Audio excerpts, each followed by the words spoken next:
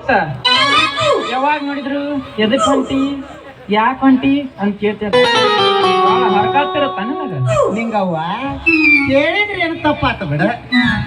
ಎಷ್ಟೊತ್ತಿಗೆ ಮನಿ ಬಿಟ್ಟಿದ್ಯೋ ಸದ್ಯ ಈಗ ಬಿಟ್ಟಿಯೋ? ತಡಿ ತಾಯಿ ತಡಿ ತಡಿ.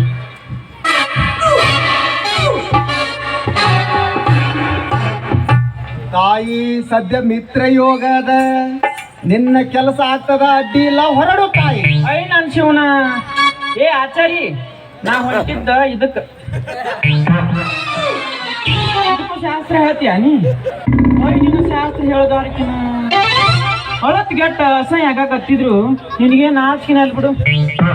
3 ತಡ ಆಯ್ತಂದ್ರ ಹೊಳ್ಳಿ ಮನೆಗೆ ಹೋಗ್ಬೇಕಾಗಿತ್ತು ನಾನ. ಯಾವುದೋ ಒಳ್ಳೆ ಕೆಲ್ಸಕ್ಕೆ ಕೇಳ್ತಿದ್ದಾಳೆ ಅಂತ ಹೇಳಿದೆ ತಾಯಿ. ಇಂಥದಕ್ಕೂ ಕೇಳಿ ನನಗ ನನ್ನ ಶಾಸ್ತ್ರಕ್ಕೆ ಕೂಡಿ ಅವಮಾನ ಮಾಡಿದೆ ತಾಯಿ. ನನಗ ನನ್ನ ಶಾಸ್ತ್ರಕ್ಕೆ ಕೂಡಿ ಅವಮಾನ ಮಾಡಿದೆ.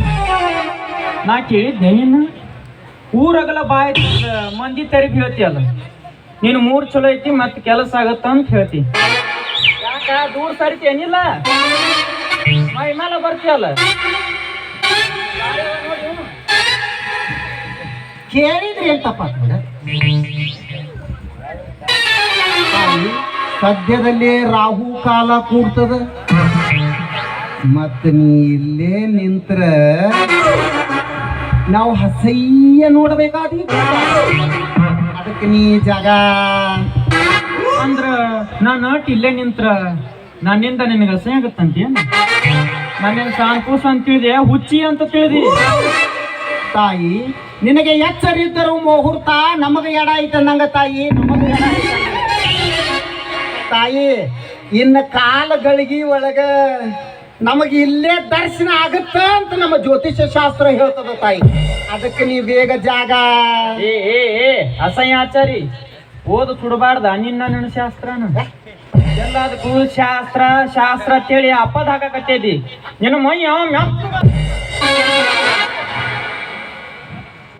ತಾಯಿ ತಮಗೆ ಬೊಗಳಿ ಕಂಠ ಶೋಷಣೆಯನ್ನ ಮಾಡುವ ಬದಲು ನಮ್ಮ ಮರ್ಯಾದೆಯನ್ನ ನಾವೇ ಪೋಷಣೆ ಮಾಡಿಕೊಳ್ಳುವುದು ಉತ್ತಮ.